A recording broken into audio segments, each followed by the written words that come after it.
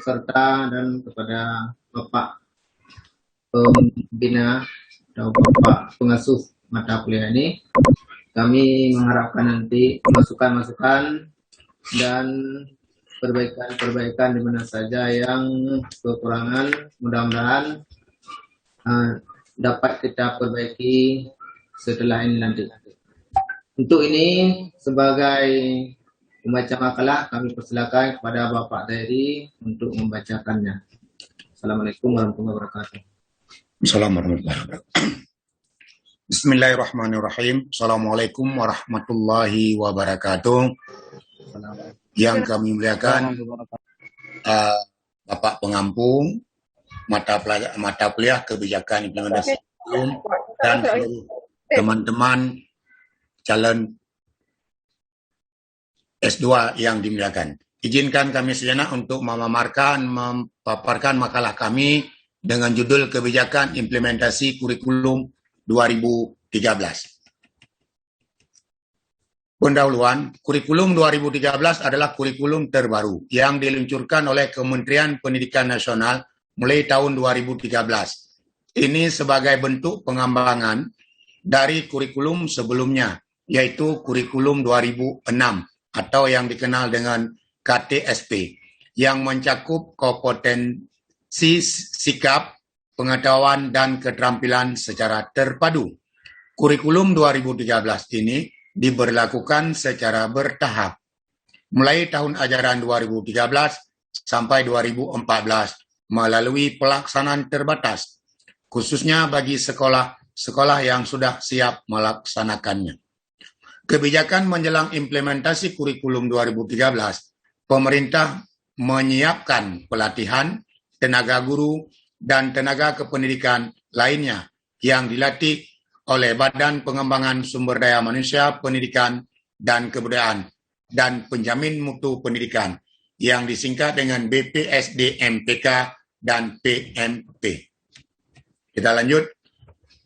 Kebijakan implementasi kurikulum 2013 berbasis kompetensi dan karakter harus melibatkan semua komponen atau yang disebut dengan stakeholder, termasuk komponen-komponen sistem pendidikan itu sendiri.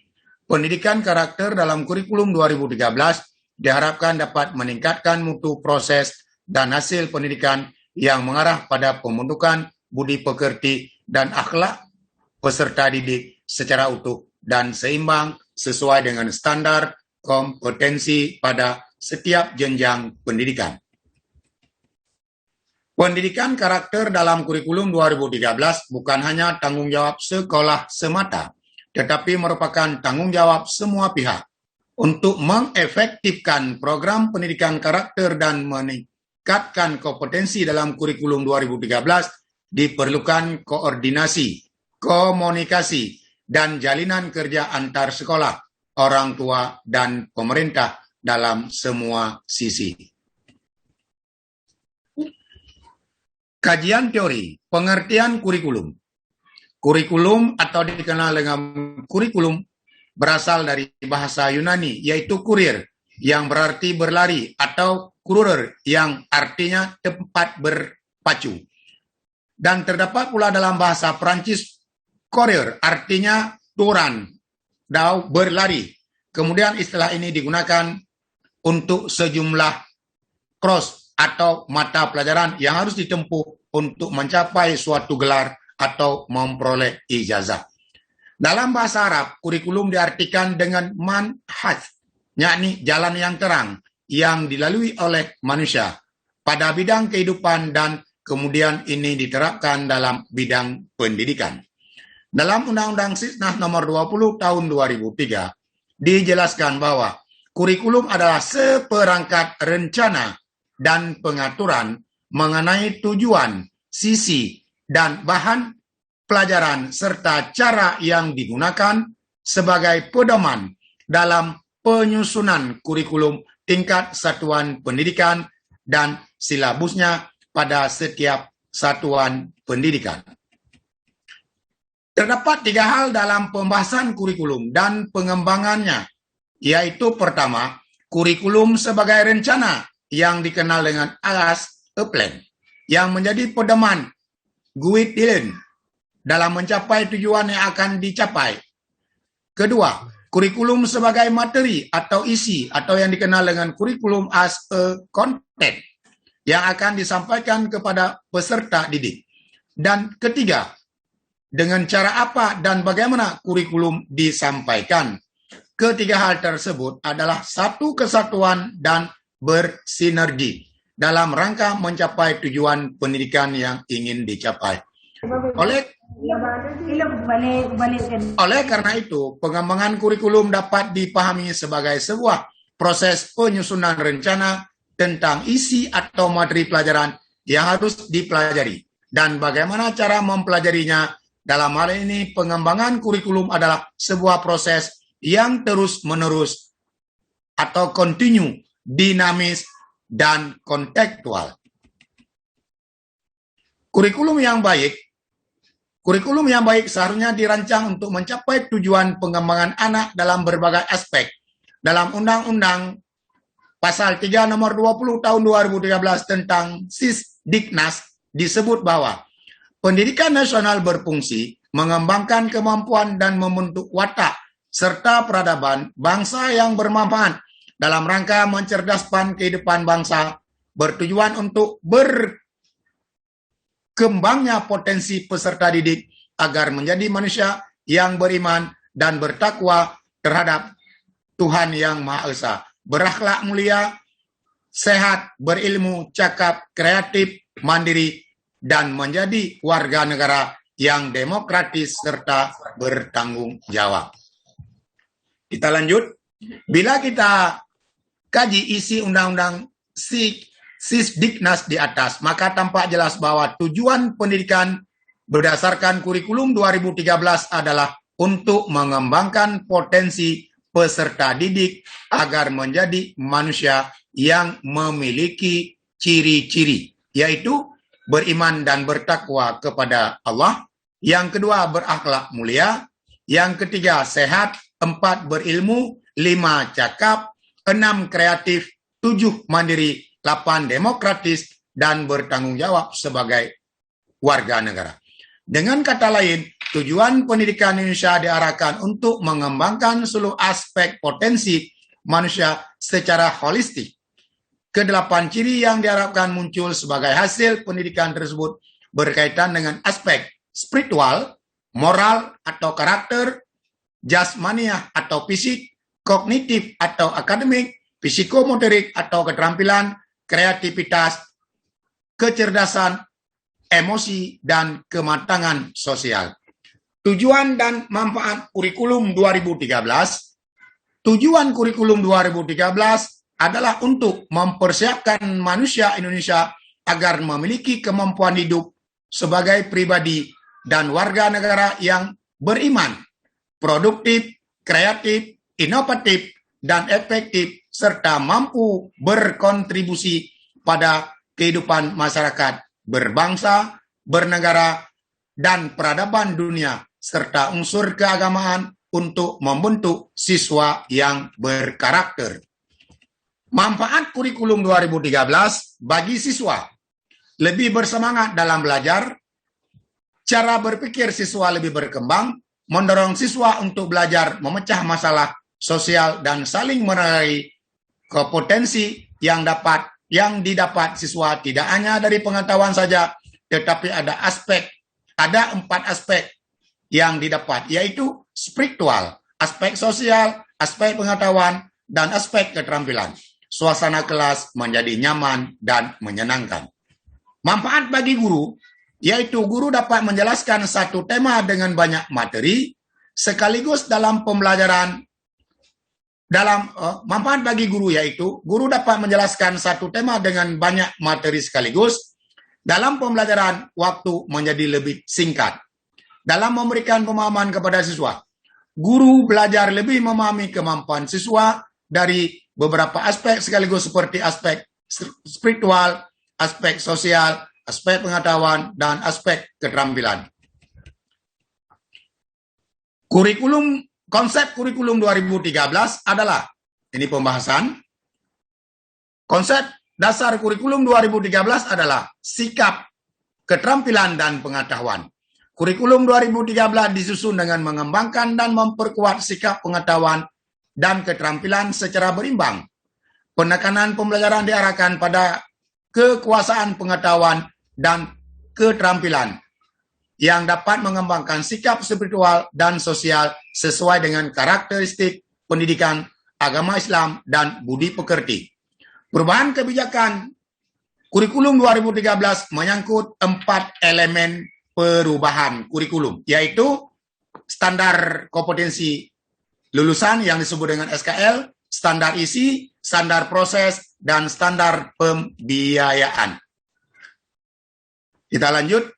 Konsep kurikulum 2013 juga bertujuan untuk meningkatkan kualitas suatu bangsa melalui peningkatan mutu pendidikan yang mengacu pada Perserikatan Bangsa-Bangsa melalui lembaga UNESCO yang bergerak di bidang pendidikan, pengetahuan, dan budaya, mencanangkan 4 pilar, yaitu learning to know, learning to do, learning to be, dan learning to live together. Keunggulan dan kelemahan kurikulum 2013. Keunggulan kurikulum 2013.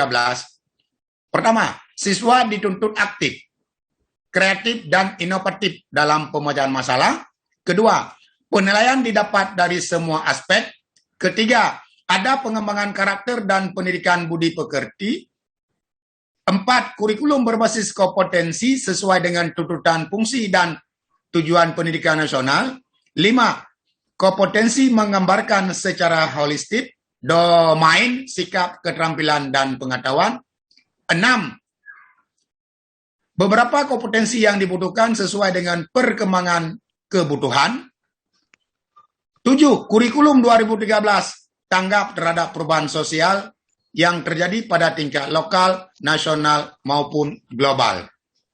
8, standar penilaian mengarah pada penilaian berbasis kompetensi, sikap, keterampilan, dan pengetahuan secara profesional. 9, menuntut adanya remediasi secara berkala. 10, tidak memerlukan dokumen kurikulum yang lebih rinci karena pemerintah menyiapkan semua komponen, bahkan buku teks dan pedoman pembahasan juga sudah tersedia. 11, sifat pembelajaran kontekstual.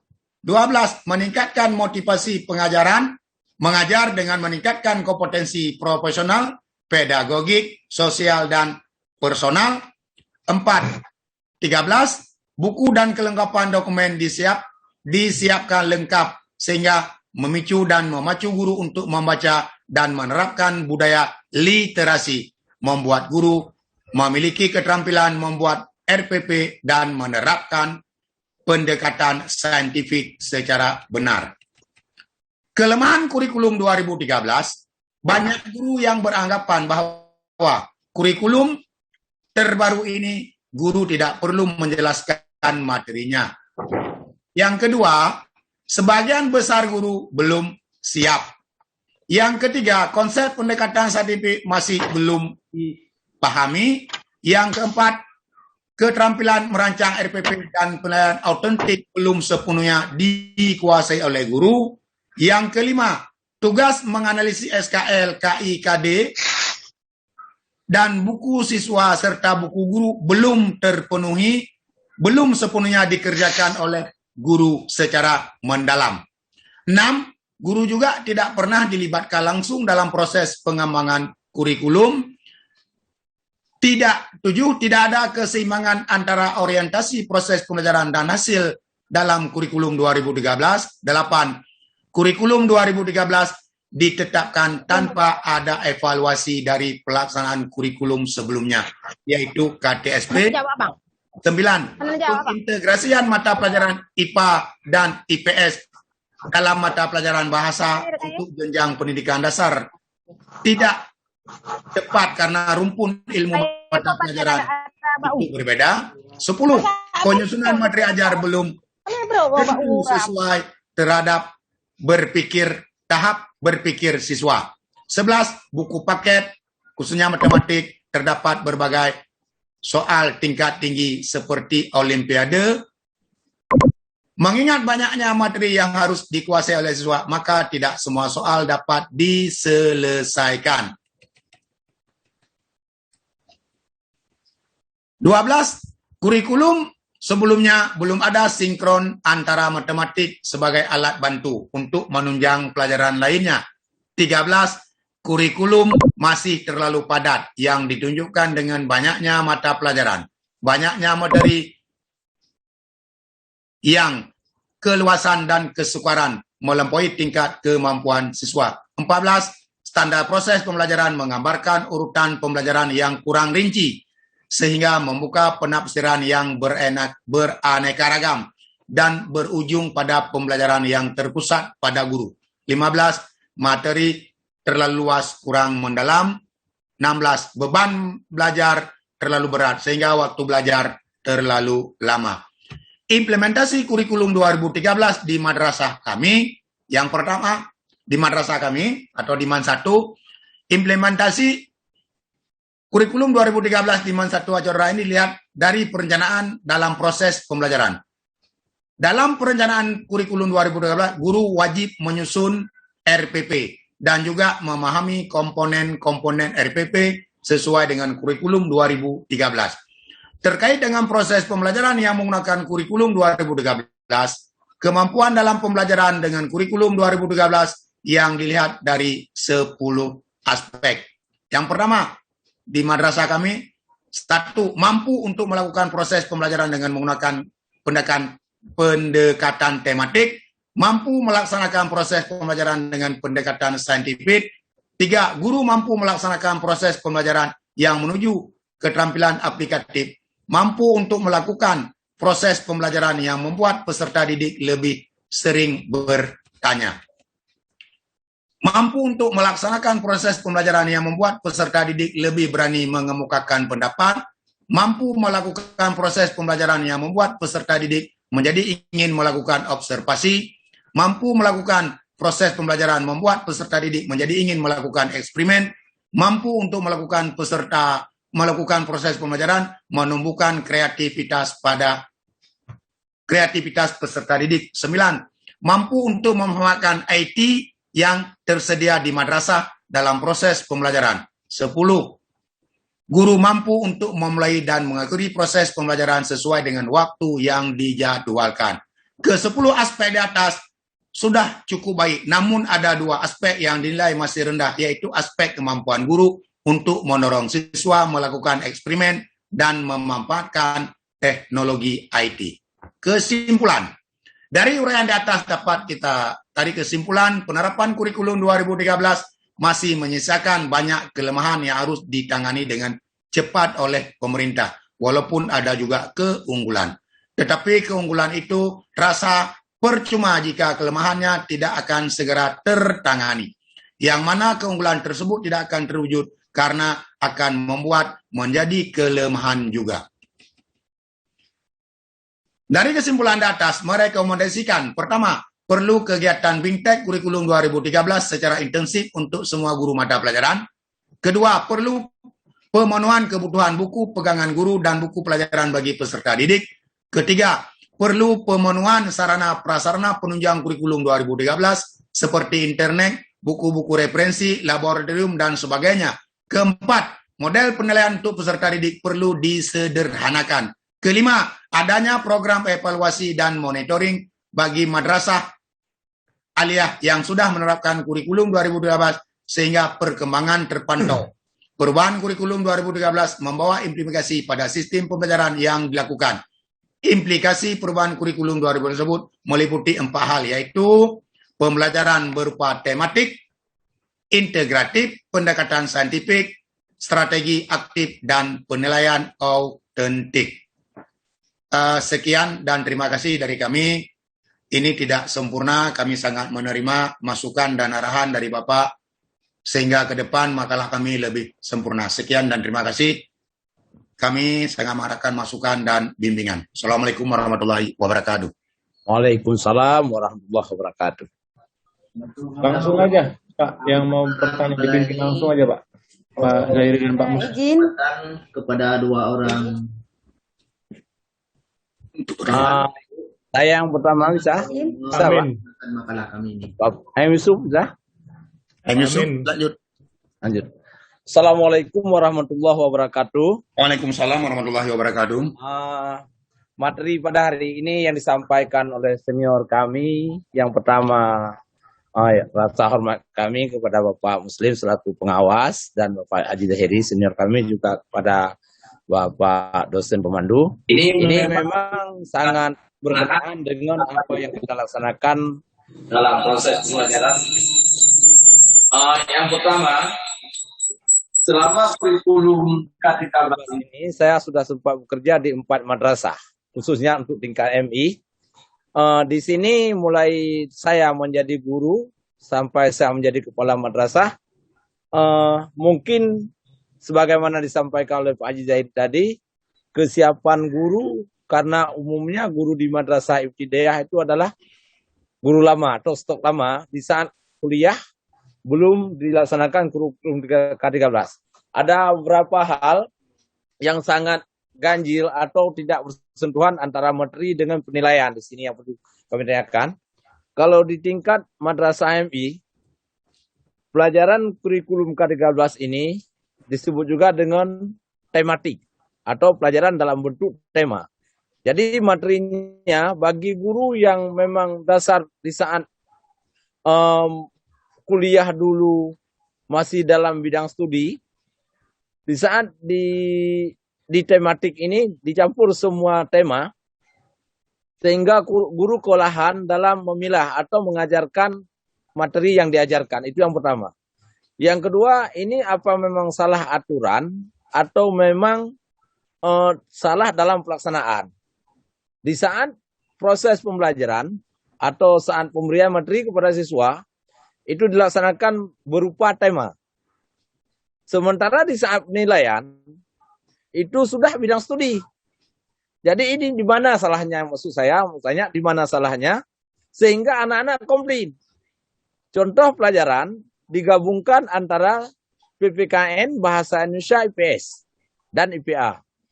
Begitu saat penilaian, guru membuat soal, kalau di tingkat MI Aceh Utara, Madrasah Ibtidaiyah itu soalnya dibuat di tingkat K2M atau kelompok kerja kepala madrasah.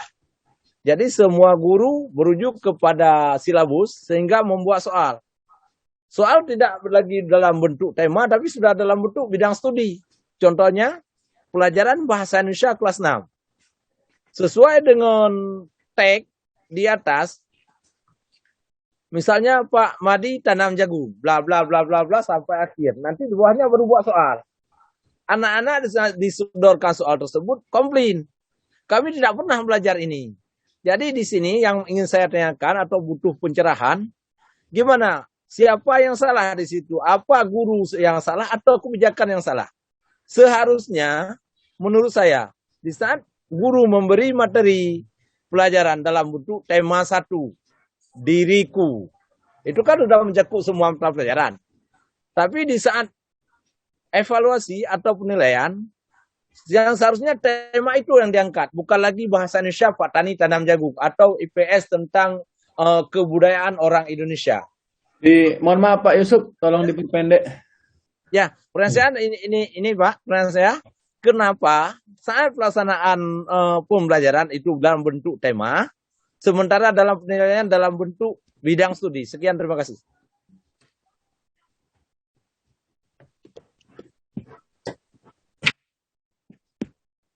Yang lain, satu lagi.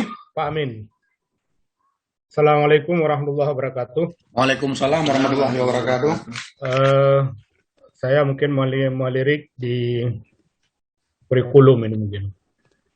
Kita lihat arah kebijakan pendidikan Indonesia selama ini yang disusun oleh Menteri Pendidikan sekarang ini tidak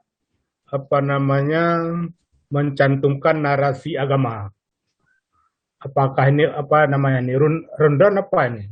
Istilahnya itu kebijakan pendidikan Indonesia di 2000 sampai 2035 kalau saya tidak salah. Tidak mencantumkan narasi agama. Namun lebih diangkat masalah budaya. Yang ingin saya tanyakan, apakah ini tidak bertabrakan dengan Undang-Undang 20 2003 Sisdiknas, sehingga kita lihat banyak disuarakan oleh para pakar pendidikan dan tokoh-tokoh agama agar itu direvisi ulang atau ditinjau kembali untuk mencantumkan narasi menyangkut dengan agama. Itu yang pertama. Kemudian yang kedua, korelasi kurikulum 2013 dengan kurikulum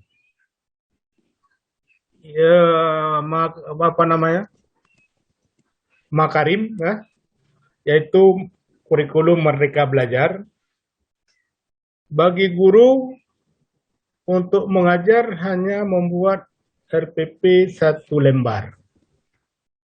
Nah, ini bagaimana Bapak? Sehingga arah dan kebijakan pendidikan ini terserap untuk bagi anak-anak kita. Demikian.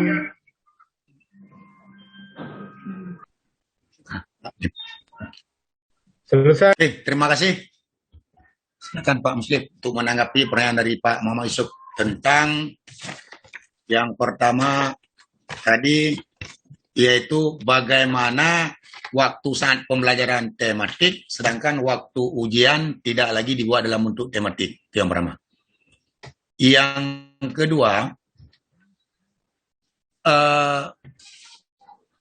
Yang kedua itu termasuk dengan soal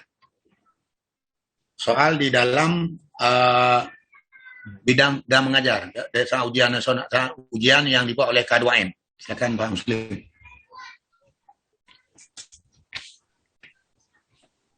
Nah, terima kasih. Saya coba menjawab pertanyaan Pak Yusuf.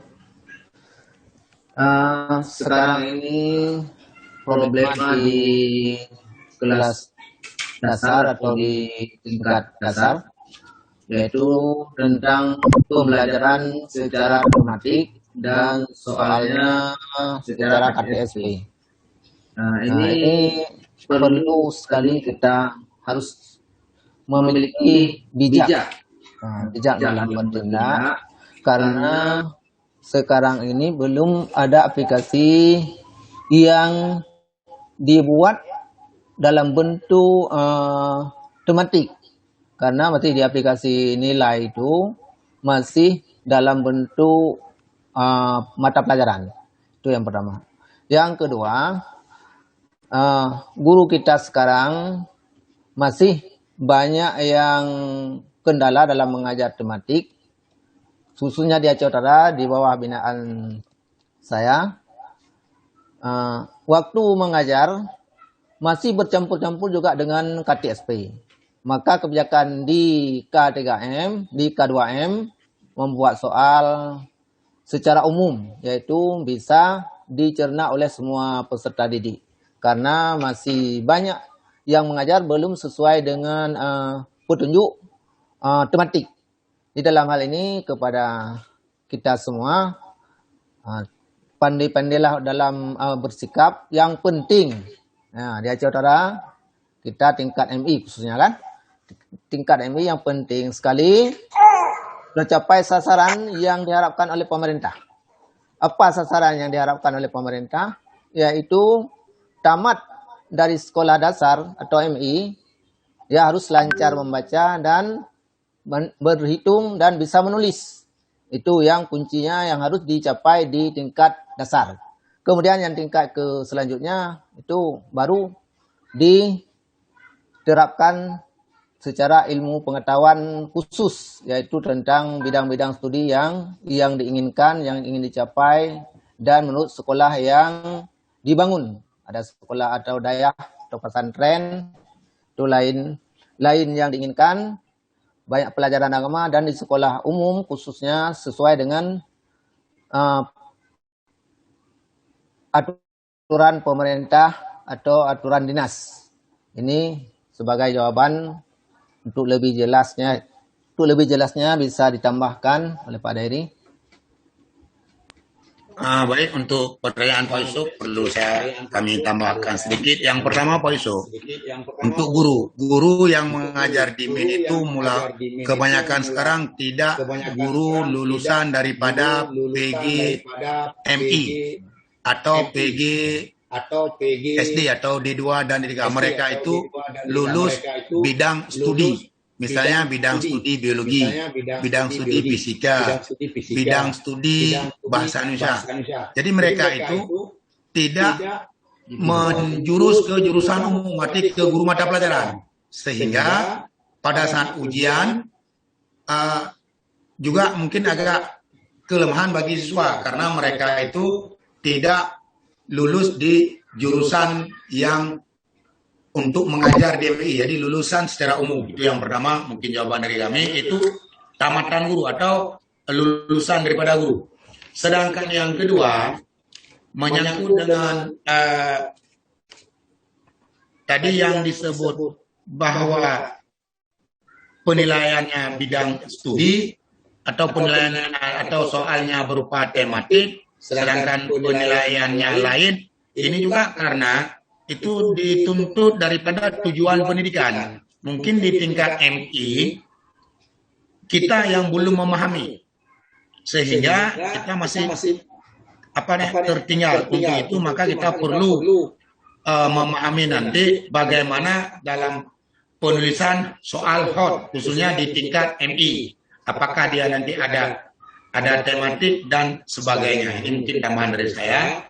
Sedangkan yang kedua, pertanyaan dari Pak Amin ini cukup menarik, ngeri-ngeri sedap ini kita jawab kalau pertanyaan Pak Amin. Yang pertama, kebijakan pemerintah ini tentang mata pelajaran agama ini mau dihilangkan.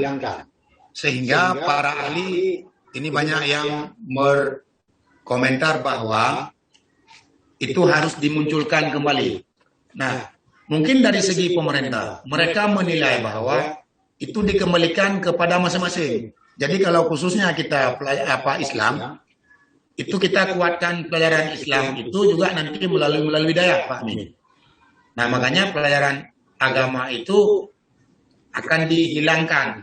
Jadi dikembalikan kepada masing-masing agama. Itu kalau menurut saya. Tapi untuk 2024 dan 2030 kayaknya itu belum jadi dihilangkan. Sedangkan yang menyangkut dengan kurikulum 2013 dengan kurikulum yang saya ini 2012 juga yang dideklarasikan oleh Menteri Pendidikan ini tentang RPP 1 lembar, saya sudah melihat RPP 1 lembar, tapi isinya itu kalau kita tulis tangan juga sama dengan 5 lembar. Di dalamnya menyangkut dengan komponen-komponen apa yang kita sampaikan tadi. Ada KD, ada KI, ada tujuan pembelajaran, ada proses pembelajaran, ada model pembelajaran, ada media pembelajaran, ada evaluasi, dan metode-metode sampai dengan nanti penutup. Tapi kalau memang dia ditulis dalam bentuk 1 lembar, mengingat kenapa? Karena kita kemarin dilanda COVID, sehingga siswa itu banyak yang belajar di rumah. Untuk menyikapi hal demikian, maka dibuatlah bukan kurikulum RPP 1 lembar kalau bahasa kami, RPP yang singkat. Mungkin ini penjelasan dari saya. Kalau ada teman lainnya ingin melanjutkan atau memberi tambahan, kami beri waktu dan tempat. Mohon izin Pak. Lanjut. Pak. Assalamualaikum warahmatullahi wabarakatuh. Saya sedikit menyikapi yang pertama yang punya Pak Muslim, sedikit saya tambahkan, kebetulan saya sebagai guru. Yang pertanyaan dari Pak Yusuf tadi, boleh saya tambahkan sedikit? Boleh, lanjut. Jadi kan memang kami guru ini memang kadang di dalam pembelajaran saja kami memang agak kebingungan, malah dalam memisahkan per materi aja kami susah. Karena kan tematik itu kan kolaborasi beberapa materi. Misalnya ada IPA, Bahasa Indonesia, matematik terpisah di kelas ini. Bahasa Indonesia, IPA, PPKN misalnya. Kita harus betul-betul mencermati. Apabila RPP tidak di tangan, jelas-jelas kita tidak bisa memisahkan mana pelajaran Bahasa Indonesia, mana PPKN, dan mana pelajaran IPA. Itu. Jadi kenapa dipisahkan di tingkat dasar? Saya setuju dengan Pak Muslim karena berdasarkan rapat K2SM supaya kita lebih tahu potensi peserta didik masing-masing. Itu mungkin salah satunya. Itu kalau menurut saya. Dan sedikit tentang RPP 1 lembar itu, Pak. Saya memang hari itu pas sampai RPP 1 lembar karena saya betul-betul mengguliti kalau masalah RPP itu. Sekarang saya lihat di pendidikan dasar itu di SD sudah ada lagi RPP anti korupsi. Itu lagi udah ada. Dan saya juga udah menjajakinya, udah beberapa SD udah saya kebetulan sama saya ya kan, dan saya pelajari. Ini mengenai RPP 1 lembar. Memang di RPP 1 lembar itu kalau kita lihat kenyataannya banyak komponen-komponen Pak yang telah dihilangkan. KIKD di situ tidak diterapkan lagi, makanya dikatakan 1 lembar. Jadi semakin mempersingkat. Tetapi di kegiatan pembelajaran tidak dihapus, masih sama seperti sedia kala, masih tetap menggunakan metode saintifik, pendekatan saintifik, tetapi ada komponen-komponen yang dihilangkan.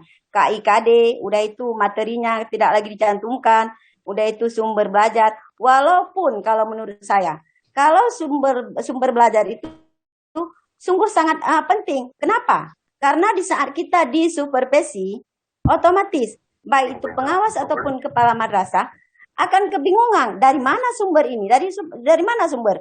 Karena satu duplikat RPP kan ada di tangan supervisor. Itulah makanya kalau saya sungguh-sungguh kurang setuju dengan RPP 1 lembar itu. Karena kenapa? Di situ di dalam kegiatannya oke jelas, tetapi komponen-komponen yang dihilangkan kadang-kala itu persis memang betul-betul perlu. Apalagi di saat kita mengisi jurnal kelas.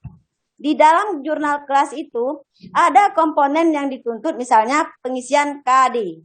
KD berapa di hari ini?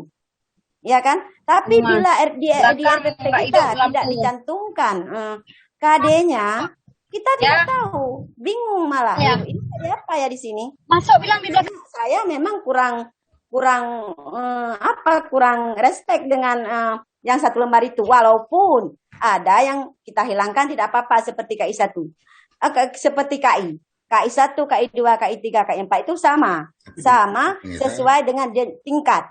Kelas 1 KI-nya sama, kelas 2 walaupun pelajaran apa saja. KD-nya aja yang berbeda. Kalau KD menurut saya lebih bagus dicantumkan. Makanya ada sebagian komponen yang dihilangkan dan ada sebagian komponen yang masih ada. Itu kalau menurut saya Pak. Makanya bukan di RPP 1 lembar itu komponennya masih lengkap. Itu tidak lengkap lah Pak. Sudah banyak yang dihilangkan. Ya, mungkin hanya sedikit itu tambahan dari saya. Assalamualaikum warahmatullahi wabarakatuh. Terima kasih kepada Ibu Nurbaiti yang telah memberi masukan tambahan supaya kita memperhatikan lebih jelas, yaitu tentang RPP 1 lembar ini dan pembelajaran tematik dengan sungguh-sungguh supaya nanti bisa kita lebih meningkatkan kapasitas dalam mengajarkan semua di tingkat dasar. Jadi RPP 1 lembar yang sudah dijelaskan oleh Ibu Nurbaiti tadi perlu kita cermati dan kita sesuaikan dengan keadaan setempat, keadaan lingkungan. Jadi tidak kita hilangkan semuanya, tapi kita sesuaikan. Yang penting apa yang kita mengajarkan pada hari tersebut tercantum di dalam RPP yang kita persiapkan. Itu yang kuncinya. Jadi pada kawan yang lain ada yang bisa menanggapi atau menambahkan, kami persilakan.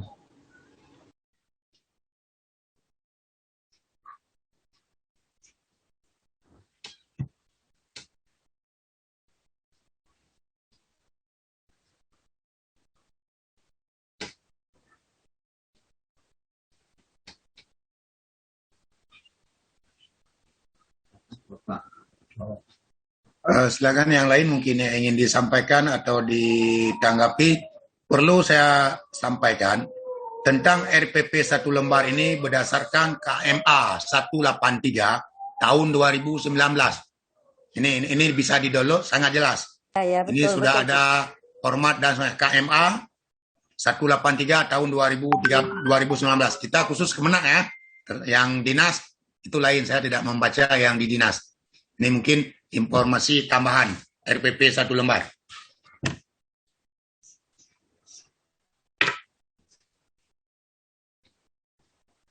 Silakan teman-teman yang lain, mungkin ada yang ingin menanggapi atau memberi masukan terhadap makalah kami. Waktu masih panjang. Pak, boleh sedikit lagi, Pak? Boleh. Boleh. Jadi begini, Pak. Kita berpijak lagi kepada K13. Dan pembelajaran tematik sekarang ini. Tetapi kami yang mungkin di ruang kelas selalu kewalahan andai kata kami terus mengikuti langkah per langkah yang tertera di RPP. Itu kan induk dari kita ke ruang kelas ya kan. Maksudnya kan kapasitas pertama yang kita bawa itu.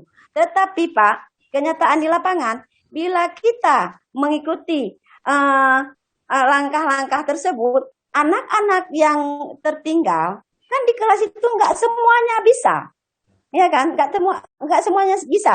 Bila kami mengejar itu anak-anak yang tidak bisa yang tidak bisa membaca itu ada Pak. Di kelas 4 malah ada 1-2 yang tidak bisa membaca. Kita kejar kurikulum, anak yang tidak membaca ini bisa di situ aja dia. Di situ aja dia. Kalau misalnya kita tetap mengejar, kita pasang target. Kan setiap pertemuan ke 1 PB itu harus tuntas. Misalnya berapa pelajaran? 3 pelajaran, di PB2 biasanya 2 pelajaran, dan PB5 biasanya 2 pelajaran. Tapi kalau 1, 2, 3, 1, 3, 4, 6 itu rata-rata 3 pelajaran. Nah, tapi di 2 dan 5 itu hanya 2 pelajaran biasanya. Cuma bila kita kejar target itu, anak yang tidak bisa membaca itu langsung down terus dia. Makanya mungkin kami selaku guru terus saja mengambil kebijakan. Apa kebijakan kami ya? Saya pribadi, setiap kelas yang nggak bisa membaca, saya nggak kasih pelajaran apa-apa ke dia, dia tetap saya panggil, saya suruh baca. Itu aja. Kalau lain nanti di saat saya beri tugas, dia bukan tugas itu yang saya berikan. Tetapi apa? Yang telah kamu baca tadi, nak, coba kamu tulis sampai habis. Ikuti tulisan ibu. A, ibu bagaimana? B, ibu bagaimana? Dan seterusnya. Pokoknya ikuti tulisan ibu. Dia hanya itu saja yang kita berikan. Tetapi bila kita tidak memperdulikan dengan kondisi di kelas, saya rasa anak-anak yang seperti ini akan tertinggal terus. Dan mungkin itu bukan tujuan dari kita ya. Saya yakin semua guru berkeinginan anak ini bisa cerdas, bisa tahu, bisa paham dengan apa yang telah kita berikan. Jadi mereka tidak sia-sia ke sekolah. Nah, di sini bagaimana menurut Bapak? Apa betul kebijakan yang kami ambil selaku guru ataupun salah bagi kami ini? Udah salah ambil kebijakan. Nah, sekian Pak. Sangat betul sekali Ibu Ben ya. Oh ya, Sangat betul sekali. wajar ya. Jadi kan tujuan daripada pendidikan kita yaitu mencerdaskan kehidupan bangsa. Cara mencerdaskan kehidupan bangsa itu yang penting anak-anak cerdas. Kurikulum apa saja boleh. RPP apa saja boleh. Nggak apa-apa. Yang penting anak-anak cerdas. Itu yang intinya. Yang pentingnya harus cerdas anak ini. Nah, itulah seperti yang dikatakan oleh Ibu. Nggak apa-apa, nggak ada salah. Ya, Ibu Nur Betty, saya cuma ingin menanggapi dari cara mengajar Ibu, sangat bagus ya. Saya juga berpengalaman dengan siswa-siswa yang kurang bisa membaca. Itu ada 1-2 orang, mungkin macam Ibu bilang di kelas 4, itu kalau cara saya, Bu, saya remedialkan. Saya pisahkan, kasih ke guru remedialkan. Suruh remedialkan, dia harus bisa baca dulu, baru bisa gabung ke saya. Jadi kalau misalnya kita suruh baca, terangkan pelajaran lagi, kan ribet, hasilnya nggak fokus kita pisahin aja dia. Kita suruh remedialkan sama guru, memang yang nggak ada jam mengajar di hari tersebut. Oke. Sekian Pak. Boleh saya tambahkan? Sebenarnya kita di tingkat MISD itu kan punya target. Kelas 1 dia apa? Bisa menulis atau bisa membaca. Kelas 2 Beda tempat, Pak. Kadang-kadang kalau misalnya di perdesaan itu beda, Pak, dengan di perkotaan. Kita kadang-kadang siswa itu cuma sama gurunya yang belajar, sama orang tuanya emang nggak dipeduli sama sekali. Nggak, maksud saya begini. Kurikulum 2013 itu tetap kita pedomani, cuma kita guru itu harus punya seni. Bagaimana melihat situasi pembelajaran. Tidak mungkin itu kita bawa seperti tujuan kurikulum, sedangkan siswa itu tidak berhasil. Makanya kita harus punya seni. Di dalam mengajar itu juga kita punya seni, bagaimana melihat tingkat kemampuan siswa kita dan tingkat keberhasilan. Karena mungkin kita beda, apa yang saya sampaikan tadi, tapi kalau di tempat yang lain yang tidak bisa membaca, tidak bisa menulis, itu jelas tidak dinaikkan kelas. Cuma seperti disampaikan tadi atau kemarin, kita sampai juga di universitas belum bisa mengaji, itu kita tidak tahu siapa yang salah. Kita pokoknya sudah menjalankan tugas. Kalau memang dia tidak bisa membaca sampai di universitas atau di madrasah, itu memang sudah nggak tahu siapa yang salah. Karena target kelas 1 harus bisa menulis, kelas 2 harus bisa membaca, apakah Arab atau Jawi dan sebagainya. Jadi kita tidak ada lagi lulusan MIN tidak bisa membaca, lulusan SMP tidak bisa bahasa Arab, lulusan SMA tidak bisa bahasa Inggris. Tapi yang kita lihat sekarang, lulusan SMA tidak bisa ngaji. Kita tidak tahu siapa yang salah. Yang jelas, kurikulum 2013 tetap kita laksanakan sebelum ada kurikulum yang baru. Alhamdulillah dalam waktu dekat, di pihak Kemenak juga sudah menyusun kurikulum abad 21 yang di Jakarta. Di pihak Dinas Pendidikan sudah menyusun kurikulum guru penggerak dan juga sudah menjalankan akan menyusun kurikulum bebas merdeka. Yang itu ke depan nanti seperti apa yang Ibu Baik sampaikan. Anak belum bisa membaca. Setahun dia suruh baca terus, tidak perlu berhitung. Anak tidak bisa menghitung, 1 tahun dia terus menghitung dan sebagainya, itu akan diberi keleluasa atau wewenang penuh kepada madrasah apa yang ingin kita ajarkan kepada anak. Itulah yang disebut nanti dengan kurikulum merdeka belajar. Artinya berikan kebebasan. Anak tidak kuliah, tidak apa-apa. Artinya dia tidak kuliah di kampus, dia boleh ambil kuliah jurusan yang lain. Kita misalnya kelas 1 jurusan IPA, boleh dia di kelas 2 jurusan IPS. Itu beri hak dan kesempatan kepada anak-anak untuk mendapat pendidikan. Itulah mungkin ke depan. Mudah-mudahan kita bisa menikmati atau bisa lebih pusing daripada yang sudah ada ini. Itu sekian, mungkin ada yang ingin nambahkan lagi. Silakan Pak, boleh bertanya sedikit Pak? Silakan. Jadi begini Pak, jadi ada kasus di sekolah. Itu ada 6 orang Pak. 6 orang siswa tidak bisa membaca dan tidak bisa menulis serta tidak bisa berhitung. Jadi kendalanya begini Pak, ketika bukan ditinggalkan, artinya bukan ditinggalkan kelas, cuma dititipkan di sebuah kelas khusus membaca, menulis, dan berhitung. Jadi kendala di lapangannya begini Pak, yang pertama minimnya tenaga kerja, artinya kalaupun disisipkan Kurang jelas. Ulang Pak ya? Ya, udah bagus. Jadi ketika disisipkan 1 orang guru yang untuk anak yang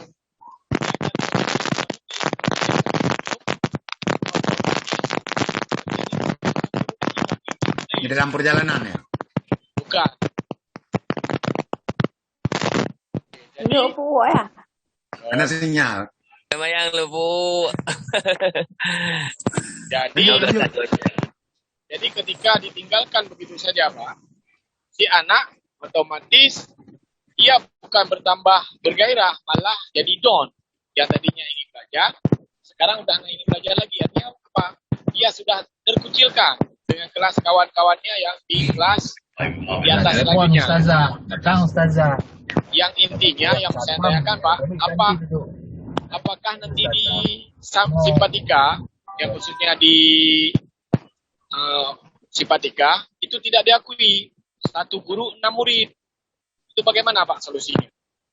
Terima kasih. Ini mohon maaf terlalu melebar. Kita belajar dengan kurikulum, tidak ada hubungan dengan simpatika. Bukan. Untuk yang tadi Oke. sebelumnya, Pak. Ah, Saya ini kira kan dikembalikan lagi diskusinya ke Kita ke kurikulum nih, kebijakan. tidak di simpatika. Saya Pak, kira jadi kembalikan. boleh Pak, saya ulang soalnya. Jadi kan tadi kan ada anak yang berkebutuhan khusus Pak, artinya tidak bisa membaca menulis sesuai dengan kelas masing-masing. Ya itu mohon maaf Pak, itu terlalu teknis. Saya kira terlalu Ya. teknis. Kita ke kebijakannya saya kira. Ke kebijakan kurikulum aja. Dari tadi Oke, saya terima kasih. chat itu terlalu teknis. Oke, terima kasih. Kalau sedikit-sedikit tadi nggak ada masalah saya kira. Namun cuman yang menjadi pembahasan itu terus. Saya kira itu pertanyaan tanggapan Bu Nurbaiti dan pertanyaan Pak Yusuf tadi.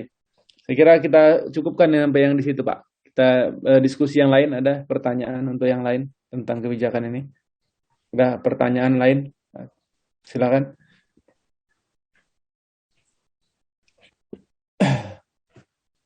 Silakan yang kurikulum, dengan kurikulum lanjut silakan pertanyaan.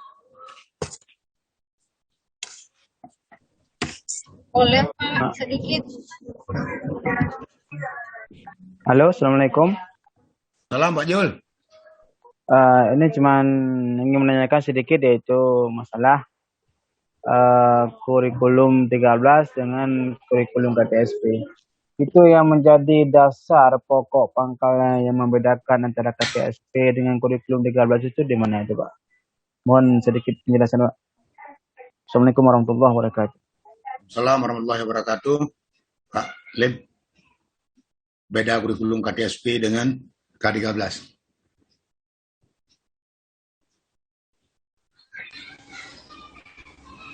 Nah, baik, saya coba jawab pertanyaan Pak Zulkarnain. Jika kurikulum KTSP itu memuat tentang mata pelajaran, sedangkan kurikulum 13 itu nggak nampak mata pelajaran. Nah, tema berbentuk tema yang kita ajarkan, tetapi di dalamnya juga masuk mata pelajaran tapi tidak nampak. Nah, tidak nampak kita lihat, tapi ada pembelajaran tersebut. Jadi tidak kita bilang tidak ada pelajaran, tapi ada pelajaran. Tapi disisipkan ke satu pembahasan atau satu tema. Di sana ada tema tematika, misalnya berhitung, kemudian ada tema membaca, ada tema menghafal, dan sebagainya. Belah yang membedakan antara KTSP dan kurikulum 13 secara singkat. Perlu saya tambahkan sedikit, yang tak beda juga. Yang pertama, kurikulum 13 itu mencakup KI dan KD. Itu yang sangat beda, sedangkan di kurikulum di KTSP itu tidak dicantumkan. Tetapi di KTSP juga itu yang mencakup dia dengan kompetensi sikap, pengetahuan, dan keterampilan. Sedangkan di kurikulum 2013 itu tentang karakter siswa. Mungkin ini menurut kami perbedaan. Yaitu perbedaan di kurikulum 2013 tentang karakter siswa, yaitu diharapkan siswa nanti dapat terjadi perubahan karakter. Nah, sikap dan itu lagi sosial. Ini mungkin menurut saya. Boleh saya tambahkan sedikit, Pak? Boleh. Memang lanjut. Boleh. Boleh. Jadi begini, kalau ya betul kayak seperti saya yang kira Bapak gantian Bu Nurbaiti sudah 2 kali tadi. Nanti dulu yang Bu Nurbaiti ahli kurikulum nih. Ya, Maka kurikulum di sekolah dia. Nanti kita kasih penutup Bu Nurbaiti lagi. Yang lain dulu. Jangan terlalu spesifik nanti Bu ya tentang kurikulum. Yang lain mana nih? Mana lain nih? Ada yang lain Bu. Coba. Bertanya, tapi apa dengar nih suaranya? Sangat kami dengar walaupun Ibu Mimi di mobil. Ya, jadi saya mau bertanya tentang kurikulum internasional. Jadi beberapa sekolah unggul dan sekolah favorit, walaupun itu sekolah negeri, memberlakukan kurikulum internasional selain kurikulum dasar, itu kurikulum K13 yang dianjurkan oleh pemerintah. Bahkan baru-baru ini kami yang ada di sini 2 orang, saya dan Cu Fatma, itu ikut daftar sebagai pelatih ahli di sekolah ini untuk guru penggerak. Kami gagal hanya gara-gara sekolah kami tidak mengkombinasikan kurikulum K13 dengan kurikulum internasional. Yang ingin saya tanyakan, sebenarnya menerapkan kurikulum internasional di samping kurikulum K13 itu bagus atau malah menghilangkan kurikulum yang anjuran pemerintah? Gitu, Pak. Terima kasih. Jelas, Pak, ya pertanyaannya? Jelas.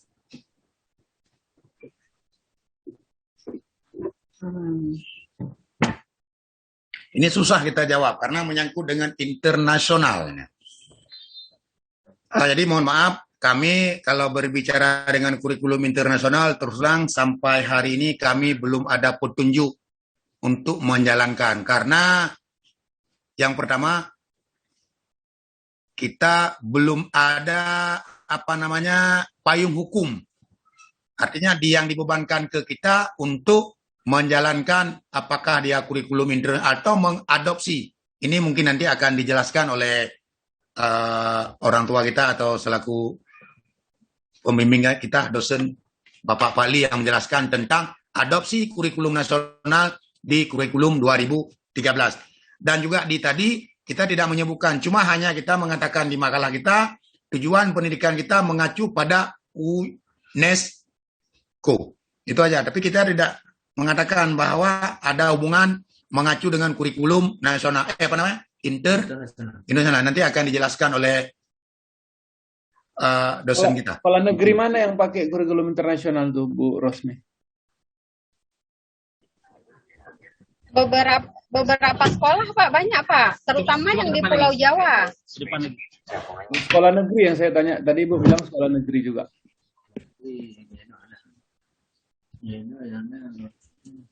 Ada sekolah negeri?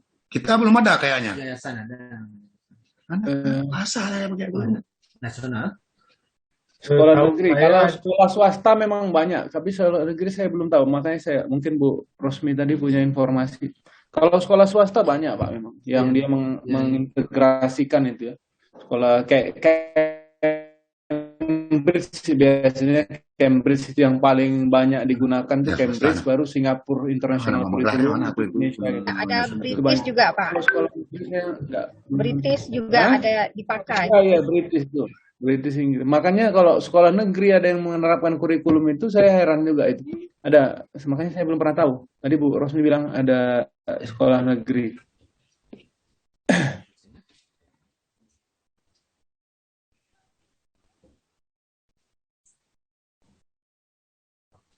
Karena setahu saya MAN IC saja itu belum.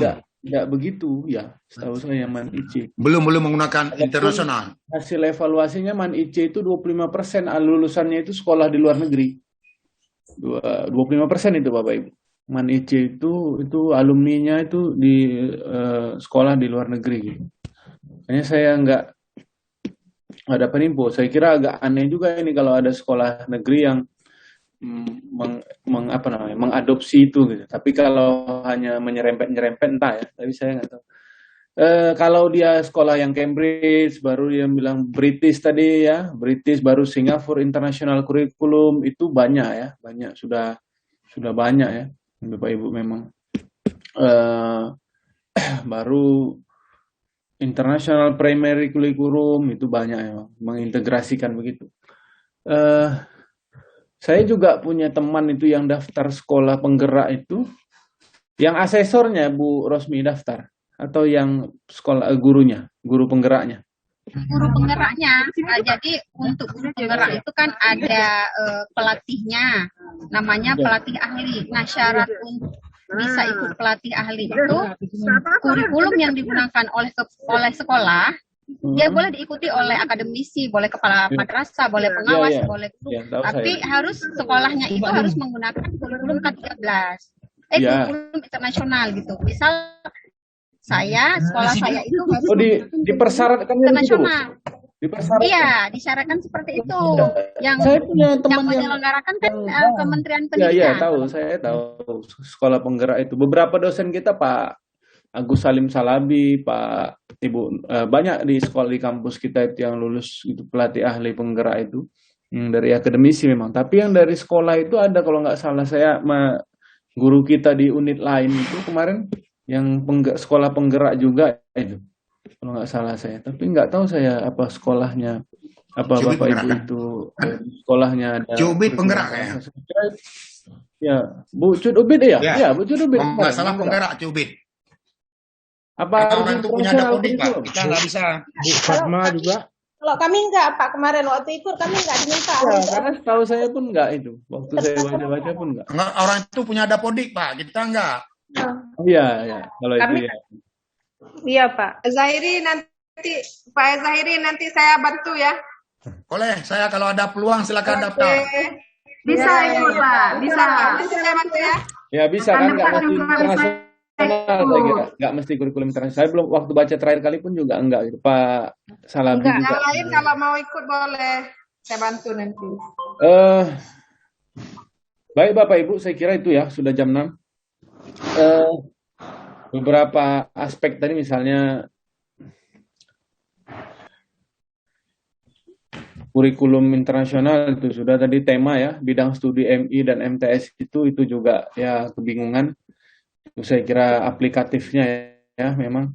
Tapi kalau terkait RPP 1 lembar itu dulu waktu banyak RPP-nya 16 yang berlembar-lembar juga dikritik kita, terlalu banyak ini. Waktu 1 lembar rupanya saya ada kritik. Saya kira senang juga 1 lembar, rupanya ada kritik juga. Ini Pak Amin yang kritik, Pak Amin. Ya, makanya saya heran. Waktu saya ngisi pelatihan Pak Zahir, 2015 itu, saya keliling di Sumatera Utara tentang pelatihan K13 ini, itu saya tanya, aspek pertama yang saya tanyakan itu, Bapak Ibu Guru, apakah setuju kurikulum dirubah? Wah, 90% tidak setuju Pak.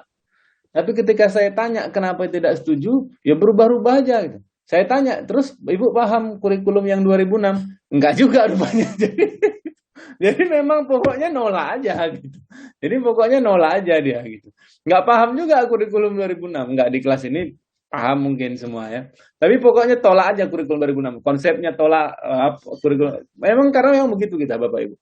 Kita ini selalu setiap perubahan itu kita tolak. Nanti kalau ada Bapak Ibu yang menulis disertasi tesis nanti tentang manajemen perubahan, itu ada teori Kurt Lewin namanya. Ada rephrasing, unphrasing dan ada freezing, unphrasing dan rephrasing itu. Jadi teori manajemen perubahan itu begitu dia. Jadi dia memang selalu ada resistensi, penolakan itu selalu ada. Pokoknya tolak aja dulu gitu. Tapi memang terlepas dari segala kontroversinya. Saya punya teman kemarin yang ikut terlibat dalam penyusunan kurikulum 2013 ini kan, saya kira KI 1-nya itu kan apa Bapak Ibu, kan tentang hablum minallah kan? Ya. Ya kan? Betul, spiritual. KI 1-nya kan tentang hablum minallah, KI 2-nya tentang hablum minannas. Iya, jadi saya kira itu, makanya banyak kemarin itu yang menolak ketika Bapak Ibu ingat siapa Menteri Pendidikannya kemarin yang mengimplementasikan ini? Pak Muhammad Nuh, ya?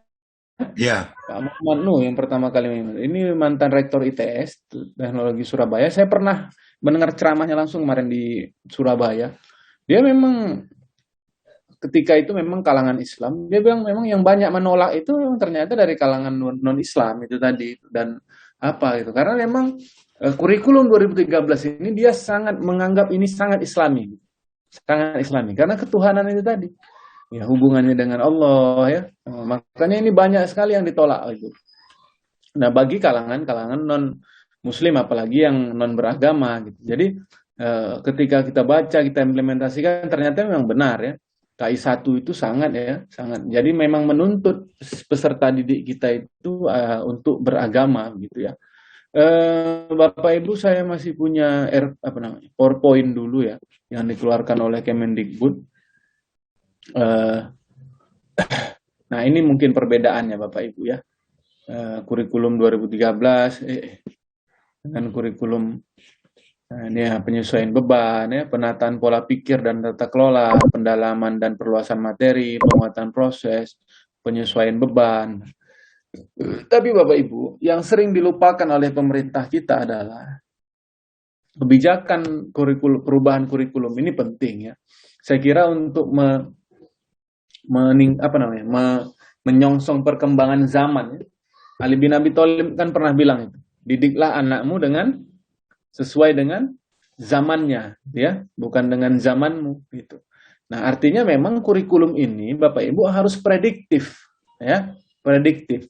Dia memprediksi, mempersiapkan anak didik ini nanti ke depan, dia dengan cara inilah dia akan bisa bisa bersaing gitu ya, bisa bersaing gitu.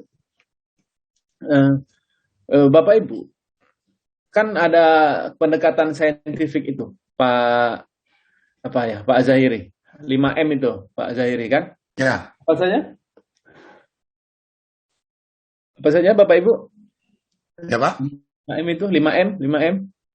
Menulis, mengamati, mengamati, terus mengimplementasikan, mengkolaborasikan, menanyakan. Baru terakhir apa itu? Mengkomunikasikan ya? Mengkomunikasikan. Ya, gitu ya. Jadi memang Bapak Ibu, terutama dalam upaya mengkomunikasikan ini. Saya mengajar di anak-anak didik kita di S1, semester 3 itu, dalam mempresentasikan makalahnya itu Bapak Ibu, itu sangat-sangat kesulitan. Ya, mengkomunikasikan makalahnya itu sangat-sangat kesulitan. Bukan kesulitan pada aspek materi ya, mungkin materi ya, karena mereka kurang baca dan lain sebagainya. Tapi gayanya ya, maksudnya gaya berbicara di depan kelasnya itu sangat sulit Bapak Ibu. Kenapa? Karena memang tidak terbiasa ketika di sekolah-sekolah sebelumnya gitu ya. Tidak terbiasa Bapak Ibu. Tidak terbiasa pada jenjang SD itu anak didik mengkomunikasikan hasil karyanya atau hasil diskusinya dengan teman-teman. Itu salah satu aspeknya Bapak Ibu ya. Sangat-sangat lemah saya kira sangat lemah sekali. Kemudian ya pendalaman, penguatan proses dan lain sebagainya. Bapak Ibu,